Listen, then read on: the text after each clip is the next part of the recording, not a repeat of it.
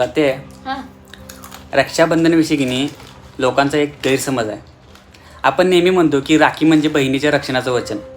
पण खरं सांगू, मला वाटतं रक्षाबंधनाचा अर्थ फक्त एवढाच नाही. समज रक्षाबंधनाचा दिवस आहे, एक भाऊ स्वतःच्या आयुष्यात खूप अडचणीत आहे, पण तरी तो बहिणीकडे येतो.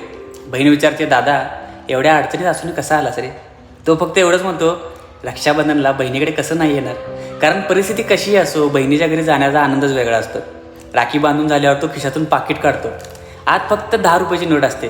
तो क्षणभर थांबतो, पण ते 10 रुपये बहिणीच्या हातावर ठेवताना म्हणतो, जास्त काही नाही ग, पण मनापासून देतोय. बहीण त्या 10 रुपयाकडे बघते, पण तिला त्या पैशापेक्षा भावाच्या चेहऱ्यावरची चिंता जास्त दिसते. ती म्हणते, दादा मला हे पैसे नकोत रे, कारण हे 10 रुपये देताना तुझ्या चेहऱ्यावरची चिंता मला जास्त दिसायला आणि ती या 10 रुपयापेक्षा खूप मोठी आहे. आणि मग तीच बहीण आपल्या भावाच्या हातात काही पैसे ठेवते. भाऊ लगेच म्हणतो, नको ग, मी हे घेणार नाही. तेव्हा बहीण म्हणते, दादा लहानपणी माझ्या छोट्या छोट्या गरजा तू पूर्ण केल्यास ना रे. आज तुझी वेळ आहे म्हणून मी तुझ्या पाठीशी खंबीरपणे उभी आहे. तू मला आज 10 रुपये दिलेस म्हणून तू छोटा होत नाहीस, आणि मी तुला पैसे देते म्हणून मी मोठी होत नाही. आपण भाऊ बहीण आहोत.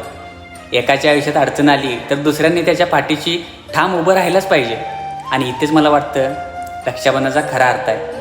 रक्षाबंधन म्हणजे फक्त भावाने बहिणीचं रक्षण करायचं नाही.